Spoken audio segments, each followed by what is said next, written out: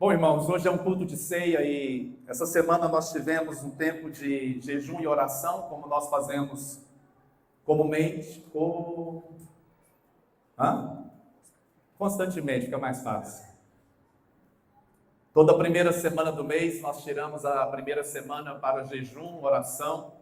Temos uma equipe aí que está de jejum e oração por mais 21 dias. Se você quiser se ajuntar a nós, será muito bem-vindo. E essa semana nós lemos então um texto lá de Josué, como Josué fala para que o povo se preparasse, porque o Senhor faria maravilhas no meio deles. E depois, ao ler a palavra de Deus, eu me deparei com um texto, que é o texto que eu quero falar sobre ele hoje, que está em Isaías, capítulo 32. Queria que você abrisse aí ou acompanhasse aqui no telão. Nós estamos com problema técnico aqui no telão, mas dá para acompanhar. Isaías capítulo 32, do verso 15 ao verso 20, que diz assim: até que se derrame sobre nós o Espírito lá do alto, então o deserto se tornará em pomar, e o pomar será tido por bosque. O juízo habitará no deserto, e a justiça morará no pomar. O efeito da justiça será paz, e o fruto da justiça, repouso e segurança para sempre. O meu povo habitará em moradas de paz, em moradas bem seguras, e em lugares quietos e tranquilos. Ainda que haja saraivada, caia o bosque, e seja a cidade inteiramente abatida, bem-aventurados vós, os que semeais junto a todas as águas, e dais liberdade ao pé do boi e do jumento. Já faz algum tempo que Deus tem ministrado ao nosso coração sobre uma nova estação, um novo tempo que Ele tem para nós. Nós estávamos lá na casa da nossa sobrinha e fomos no culto lá um dia, e um pastor que não nos conhecia, ele chamou a Aida para subir no púlpito lá e liberou essa palavra sobre a Aida, de que uma nova estação estava chegando e que ela se preparasse para viver essa nova estação. E aqui nesse livro, nesse texto de Isaías, nós vemos claramente o profeta liberando uma palavra, um decreto, dizendo: olha, quando o Espírito lá do alto descer sobre vocês, quando o Espírito for derramado sobre vocês, coisas extraordinárias irão acontecer. E eu ouso então tomar a liberdade de fazer dessa palavra uma palavra de Deus para nós hoje. Quando o Espírito de Deus descer sobre nós hoje, domingo, coisas extraordinárias acontecerão aqui hoje. Você pode dizer amém por isso? E quando o Espírito Santo ele é liberado, não há limites para aquilo que Deus é capaz de fazer. Não coloque limites numa ação de Deus na sua vida. Não coloque limites naquilo que Deus pode fazer na sua vida, na sua casa e na sua família. E eu queria fazer alguns recortes então desse texto, porque o profeta ele diz que o deserto se tornará em pomar, e o pomar será tido por bosque.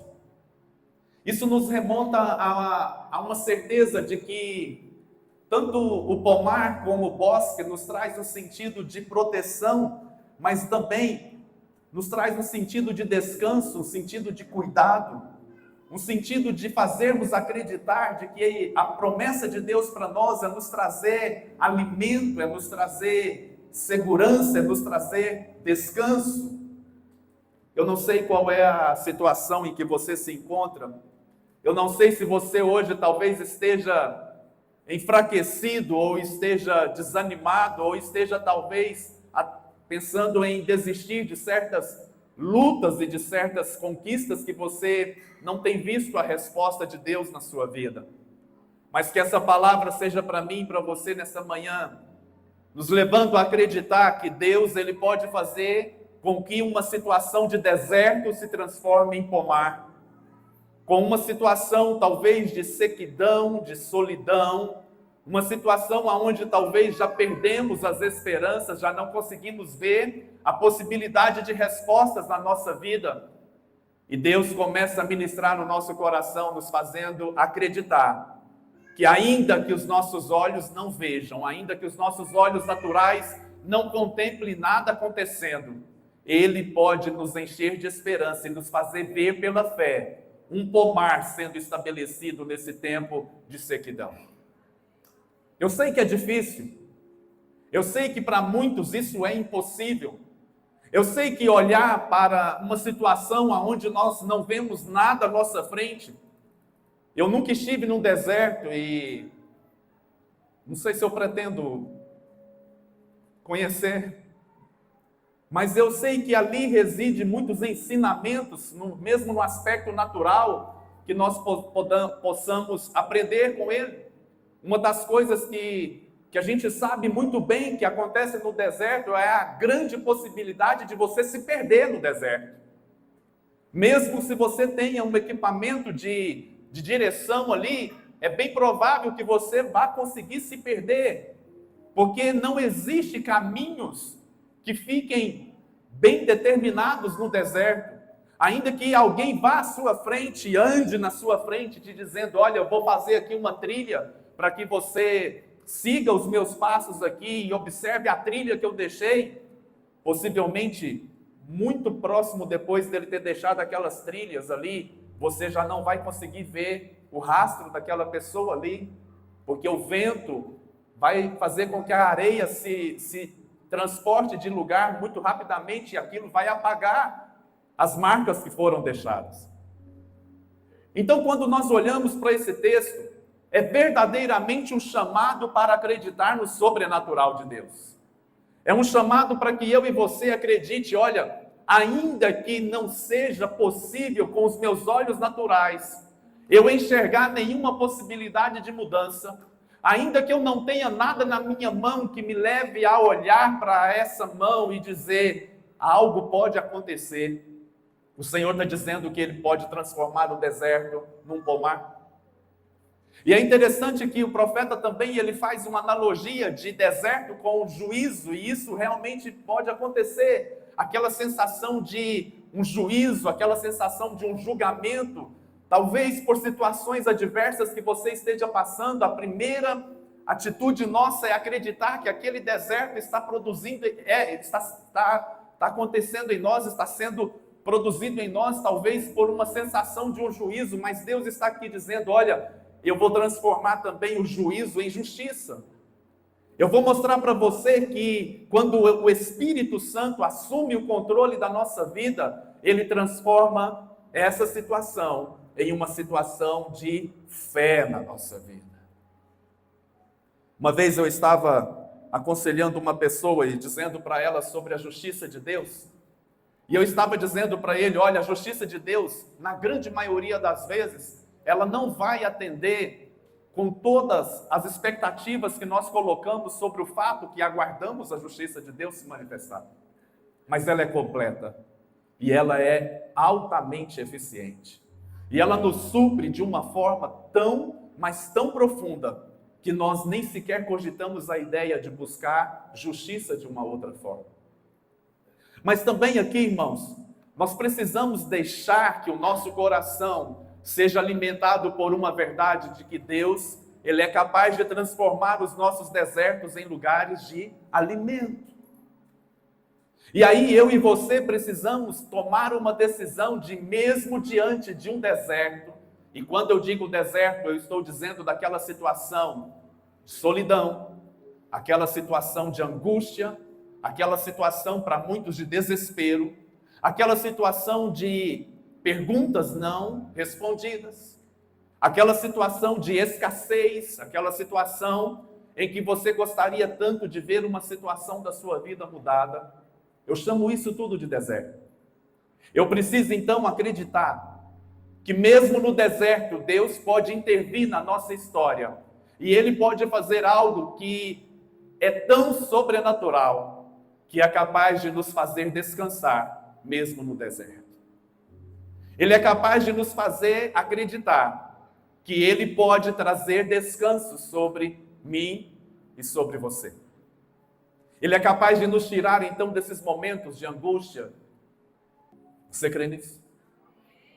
E existe um texto que está também no livro de Isaías, que vai nos fazer também acreditar nas promessas de Deus agora de uma forma muito específica. Aqui o profeta está dizendo, olha, quando o Espírito Santo desce lá do alto, ele pega o deserto e transforma num pomar. E do pomar ele faz um bosque. Agora, no capítulo 43, do verso 18 e 19, ele vai nos levar a um exercício de fé maior ainda. E eu quero ler com você esse texto. Isaías 43, do verso 18 a 19. É um texto que nós já falamos muito dele, talvez você já ouviu muito sobre ele. Diz assim: não vos lembreis das coisas passadas, nem considereis as antigas. Eis que faço coisa nova que está saindo à luz. Porventura não percebeis? Eis que porei um caminho no deserto e rios no ermo. Veja bem, no primeiro texto que nós lemos, nós fomos convidados a acreditar que Deus pode transformar o cenário de um deserto em um cenário de um pomar e depois de um bosque. Correto? Você acredita que Deus pode fazer isso? Sim ou não? Agora a palavra de Deus está nos dizendo uma outra coisa. E eu ousadamente quero dizer o que eu penso nesse texto de Isaías 43. Entre o deserto e o momento onde o deserto é transformado num pomar e no bosque, existe um processo. Não é no estralar de dedos. Existe um processo. E no livro de Isaías 43, para mim, ele está dizendo como você vai caminhar nesse processo. E o processo é acreditar que entre o deserto e o pomar, Deus vai te dar um caminho. Deus vai falar para você, esse é o caminho, andai por ele. Porque muitas pessoas querem que Deus nos transporte do deserto direto para o pomar. E eu quero te dizer que nem sempre, ou raramente, Deus vai fazer isso. Na grande maioria das vezes, Deus vai te trazer essa promessa de que Ele vai te colocar no meio de um pomar e no meio de um bosque, te trazendo alimento e descanso para você. Mas Ele vai te dizer, esse é o caminho, andai por ele. O que o profeta agora está dizendo é, eu estou fazendo uma coisa nova. Para isso você precisa esquecer do passado, desconsiderar o que você já viveu até aqui, seja bom ou ruim. E você precisa acreditar que algo novo está saindo à luz. Mas o caminho precisa ser percorrido. E a minha palavra para você é, vamos deixar o passado para trás. Vamos deixar o que aconteceu de bom e de ruim para trás e vamos acreditar que agora existe um caminho sendo preparado para que eu e você cheguemos ao ponto de colhermos aquilo que Deus tem para nós e de descansarmos no bosque que Ele tem para mim e para você. Para isso, irmãos, nós precisamos acreditar que verdadeiramente um tempo novo chegou para nós. Como eu tenho orado sobre isso e como eu tenho acreditado nessa promessa de Deus para todos nós, e eu quero que você se veja nesse novo tempo. Eu não quero aqui fazer promessas para mexer com o seu lado emocional, não é essa a intenção, mas eu quero que você acredite, verdadeiramente Deus está nos levando para uma nova estação. Deus está nos transportando para um novo tempo, um tempo onde eu ainda não tenho dimensão daquilo que Deus vai fazer conosco, mas o que eu posso te dizer é, coisas extraordinárias estão sendo liberadas sobre nós. E eu, nessa semana, eu li esse texto com os irmãos na oração, e eu quero voltar a ele. Texto que está lá em Josué. É um texto que sempre falou muito comigo. E aqui eu poderia ficar muito tempo compartilhando com os irmãos muitas coisas aqui dele. Josué capítulo 5. Como Deus tem coisas para falar conosco aqui nesse texto. Josué, para aqueles que não têm muito conhecimento da história, ele era um homem que andava muito com Moisés, e Moisés ele foi o libertador do povo de Deus do Egito, debaixo de uma promessa, aonde eles receberam a promessa de que entrariam em Canaã, que era uma terra que manava leite e mel. Moisés então ele morre, Josué é o sucessor, e Deus dá uma palavra para Josué dizendo: olha, se prepare porque eu vou fazer coisas novas, eu vou abençoar vocês. Mas algo que Josué não imaginava, no meu ponto de vista, que iria acontecer talvez tão rápido na liderança dele, era que Deus estaria mudando a forma de abençoar o povo. Preste atenção nisso. Deus mudaria a maneira como abençoava o povo. Nós estamos falando não apenas de dias, nós não estamos falando não apenas de semanas, de meses, nós estamos falando de anos e de muitos anos, aonde o povo foi acostumado a ver Deus os abençoando de uma maneira muito específica e pontual. Você consegue entender o que é durante 40 anos você depender de Deus, inclusive para o seu sustento natural? Eu não sei se você já viveu isso. Eu, particularmente, junto com a minha esposa, não estou falando isso para nos gabar, mas graças a Deus nós nunca passamos por uma falta de alimento na nossa casa.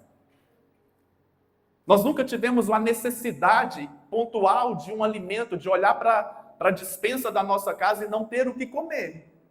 E eu não estou dizendo que isso é bom, e nem que é ruim. Mas nós nunca vivemos a experiência de ter que orar a Deus e esperar que algo acontecesse para que nós tivéssemos alimento em casa. E eu conheço muitas pessoas que já viveram essa experiência. Mas durante 40 anos, você sabe o que é você talvez acordar e mais uma vez ter que exercer a sua fé, ainda que a promessa de Deus havia sido dada, ainda que na semana passada Deus foi fiel como Ele prometeu. Mas você sabe o que é você acordar mais uma vez e ter que exercitar a sua fé de que a palavra se cumpriria mais uma vez? E talvez muitos ali entraram no automático. Muitos ali entraram naquela consciência automática, Deus não vai falhar.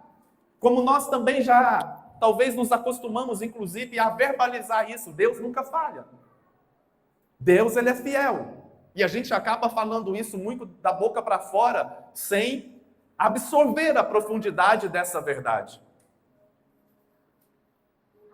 E foram 40 anos. Dia após dia, eles acordavam e eles eram, mais uma vez, supridos pela fidelidade de Deus. Há quantos anos você está sendo suprido pela fidelidade de Deus? Há quanto tempo você tem visto Deus sendo fiel com você, talvez abençoando o fruto do seu trabalho, talvez te dando forças para você trabalhar a cada dia, talvez te dando um emprego muito abençoado que tem dado conta de pagar os seus compromissos ali, sejam eles quais forem. Josué, então, irmãos, talvez ele não estava preparado para essa nova estação, que agora veio com uma nova forma de Deus agir. E aí a palavra que ele libera, então, sobre o povo, está aqui no capítulo 5, a partir do verso 10, que diz assim: estando, pois, os filhos de Israel acampados em Gilgal, celebraram a Páscoa no dia 14 do mês à tarde, nas campinas de Jericó. Comeram do fruto da terra no dia seguinte à Páscoa, pães asmos e grãos tostados, comeram desse mesmo dia. No dia imediato, depois que o comeram, do produto da terra, cessou o maná, e não o tiveram mais os filhos de Israel, mas nesse ano comeram das novidades da terra de Canaã. Presta atenção em mim, irmãos. Se eu te disser, Deus tem novidades para nós nos próximos dias. Quantos dizem amém? Amém? Mas e se eu te dissesse, a partir de agora, acabou o maná.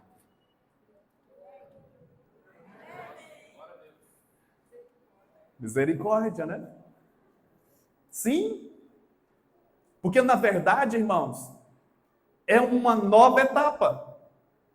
É um novo modo de ver Deus operando milagres. É muito bom ouvir que Deus está nos levando a uma nova estação, onde nós vamos comer das novidades da terra de Canaã. Sim ou não, irmãos?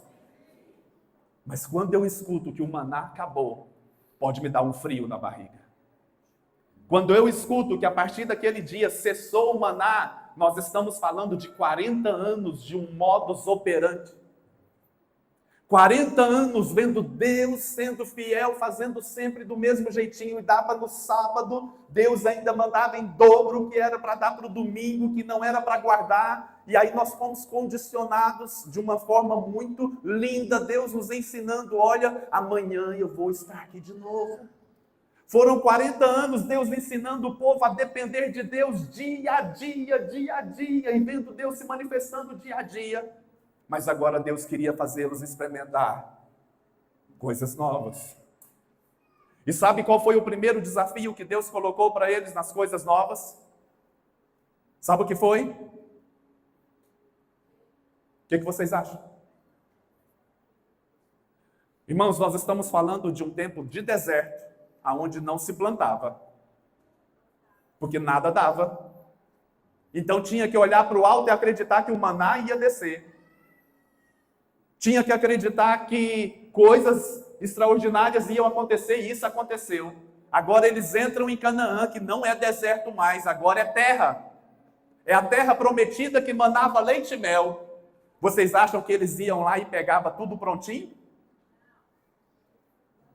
Agora tinha que semear. Agora tinha que esperar um tempo, não era mais nada automático. Agora eles precisavam acreditar que não era mais automático. Eu olho para o céu e está aqui na minha mão, agora depende de mim. Pastor, o que você está dizendo então? Que Deus está querendo nos ensinar que não temos que depender dele? Não, pelo contrário. Agora é Deus te convidando a ser participante da natureza dele, aonde você vai experimentar que em plantando tudo se dá. Porque a fidelidade de Deus agora se manifesta no trabalho das suas mãos. É onde você olha para você e santifica as suas mãos e diz, tudo aquilo que eu colocar na minha mão vai ser abençoado. Eu acho muito lindo a forma como Deus vai construindo as coisas no meio de uma comunidade. No ano passado, o Mateus nem estava aqui conosco. Nós começamos a estudar um livro do Larry Crabb, chamado O Silêncio de Adão. Quem estava aqui? Quem fez parte do começo desses estudos? Alguns homens aí. E a gente falava justamente dessa ausência masculina na sociedade, principalmente nas famílias. E é Deus já nos cutucando para nós entrarmos nessa nova estação. Então, irmãos, quando nós olhamos para esse texto aqui de Josué, Josué está dizendo, olha, essa nova estação agora, não é que nós não vamos mais depender de Deus, agora nós vamos ver Deus nos preparando para que nós possamos conquistar os milagres a partir de uma interação nossa com Ele.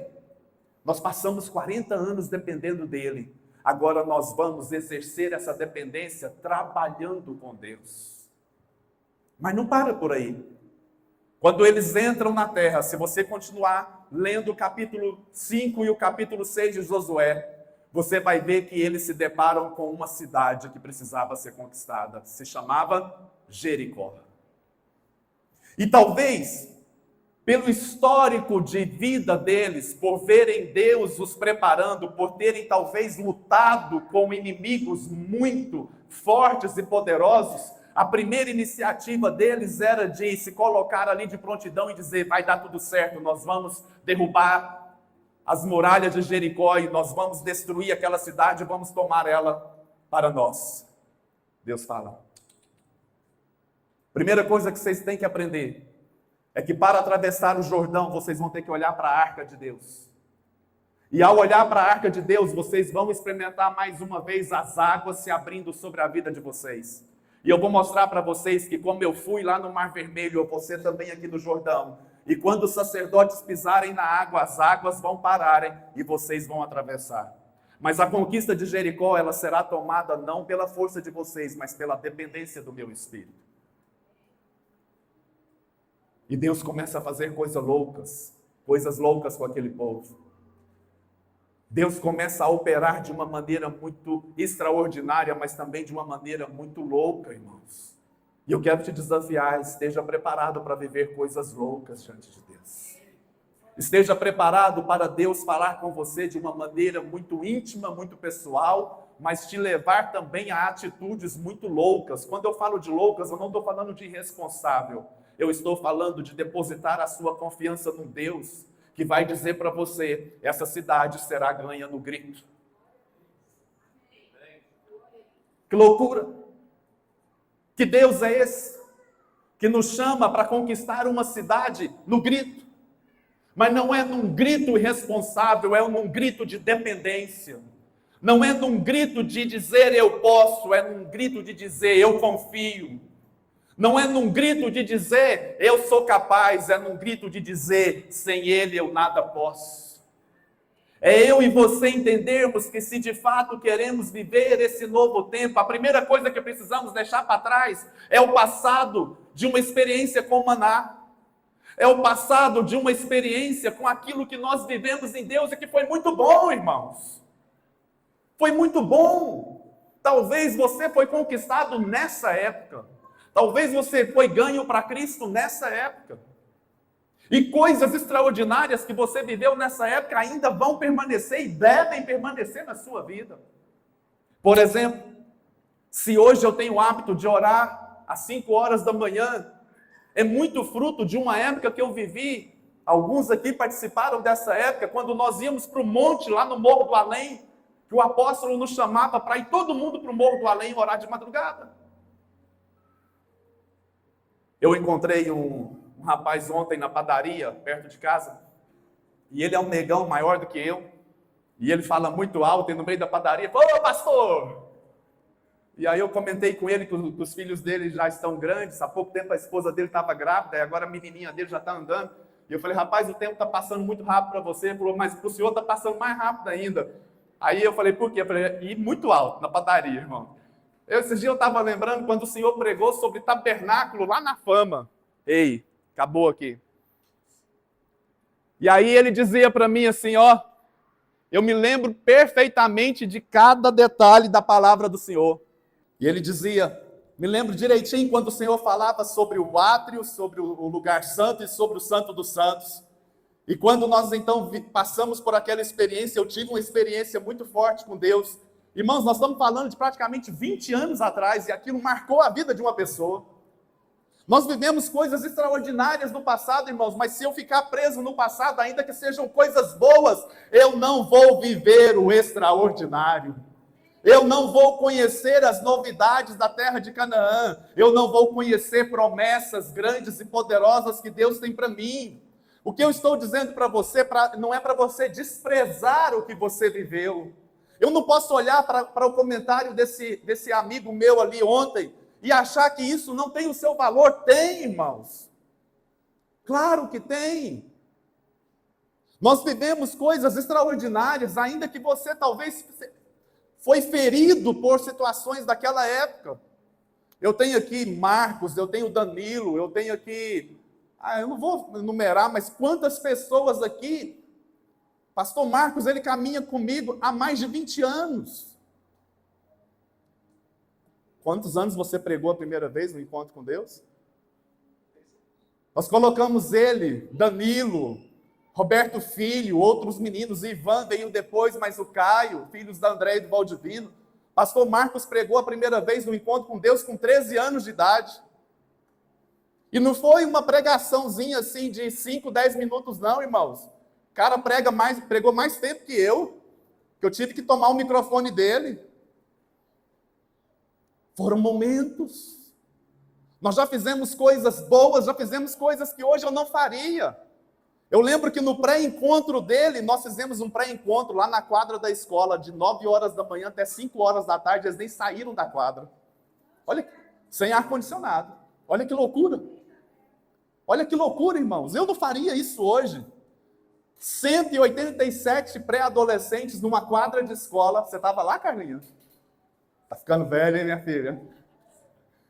187 pré-adolescentes de 9 horas da manhã, 5 horas da tarde, sem sair da quadra, irmãos. Mas foi um tempo. E se eu ficar preso nesse tempo gostoso e bom, sabe o que vai acontecer? Eu vou me acostumar com ele. Eu vou ver Deus nele. Eu vou ver o poder de Deus aqui nesse tempo ainda. E eu vou me sentir satisfeito com esse tempo. Mas Deus está querendo dizer, olha, eu vou colocar um caminho nesse deserto. Eu estou provocando um incômodo em você, para que você acredite que mesmo vivendo de coisas boas como o maná, eu tenho novidades de Canaã para você. Então olhe para esse caminho e ande por ele, porque é chegado um tempo de coisas novas acontecerem na sua vida. Oh, irmãos, como eu queria que isso fosse uma verdade na sua vida. Você acredita mesmo que Deus tem isso para você?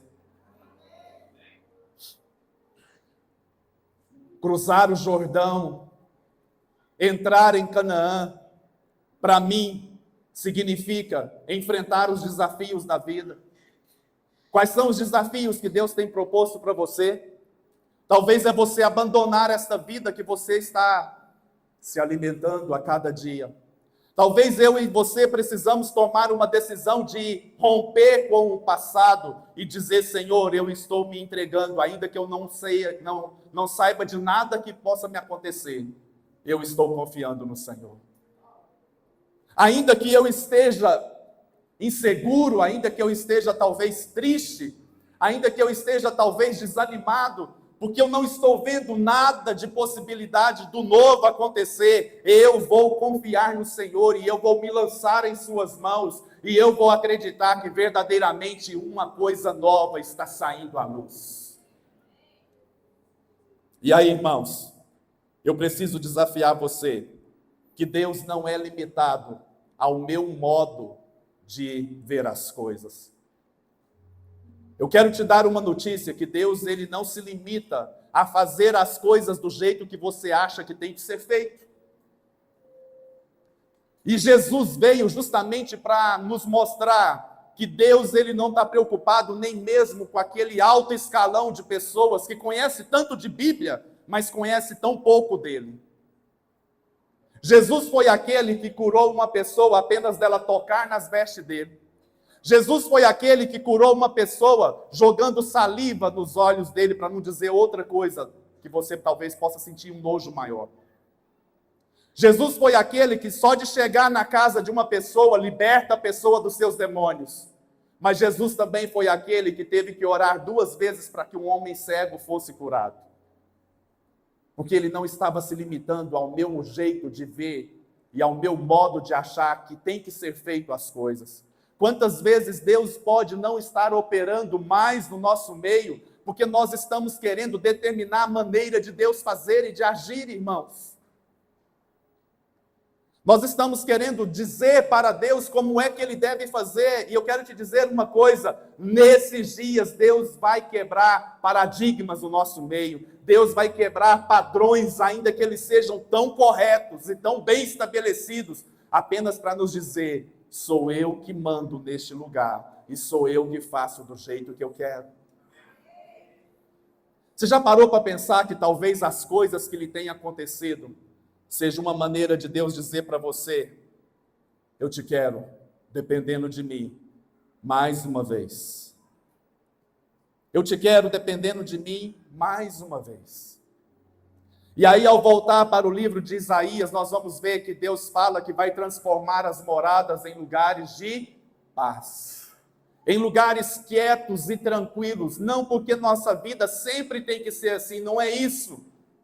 É porque no momento do caos, no momento da desordem, no momento da bagunça que muitas vezes o nosso coração esteja vivendo, Deus está nos dizendo, olha, eu vou trazer uma paz que você não entende. Eu vou operar na sua vida de uma maneira que você desconhece. Logo que Jesus morreu, Duas situações nos chamam a atenção com a morte de Jesus. A primeira delas é quando ele vai ali no caminho de Emaús e ele encontra então dois discípulos.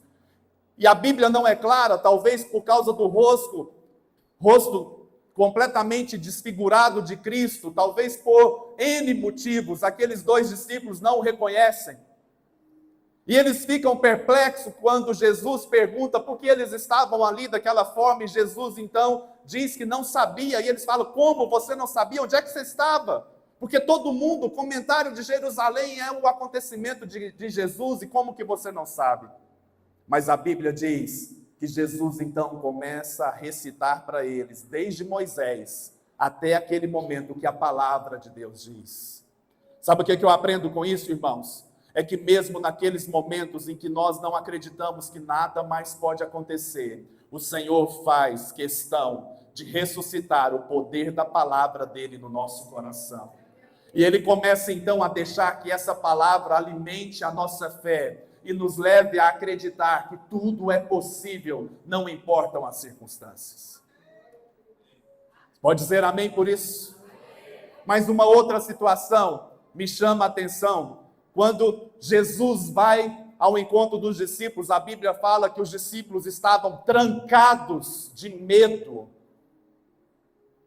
Sabe o que é isso? Aquilo que eles viveram durante talvez para alguns 3 anos, para alguns mais ou menos, mas a maioria ali viveram intensamente, talvez o último ano de uma forma muito presente com Cristo. Eles abandonaram tudo, eles largaram o trabalho, eles largaram a própria família para seguir a Jesus, e eles viveram intensamente, eles viram milagres acontecendo, eles viram Jesus ressuscitando Lázaro, eles viram coisas extraordinárias, e agora parece que tudo havia perdido sentido, e talvez, como eu e você, passou pela cabeça deles o seguinte pensamento: é hora de desistir de tudo, de repensar a nossa vida e reconfigurar a nossa mente, porque aquilo que julgávamos ser o correto já não é mais. E começou então um caos interior, aonde talvez eles não estavam mais dominando os seus próprios pensamentos. E a primeira coisa que Jesus então fala quando chega para eles é o quê? Paz seja convosco. Sabe o que é isso? Acalme-se. Respira fundo. Porque eu vou mostrar para vocês a glória que está por vir. Eu vou mostrar para vocês que a aparente derrota se transformará numa eterna manifestação de glória. Aquilo que aparentemente diz para mim e para você que tudo deu errado, que foi tempo perdido, que aquilo que fizemos parece que não fez sentido nenhum, agora ele está dizendo para mim e para você: eu vou transformar tudo isso num eterno peso de glória. Então, irmãos, o convite de Deus para nós nessa manhã é: